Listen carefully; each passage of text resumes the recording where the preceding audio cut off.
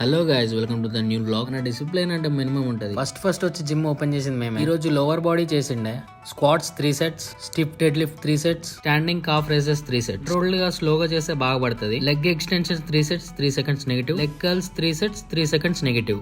Cable curls 3 sets చేసి workout end చేసిండే. ఎవరితో సైకిల్ దొరికింది వేసుకొచ్చినాం. మెస్ లో బేసన్ ఉత్తప్పం ఉండే, అది తినేసి రూమ్ కి వచ్చి ఫ్రెష్ అయినా. చలికాలంలో చర్మం బదులుతుంది కాబట్టి మాయిశ్చరైజర్ పెట్టుకున్నా. రెడీ అవ్వడం అయిపోయాక షేక్ చేసుకున్నా.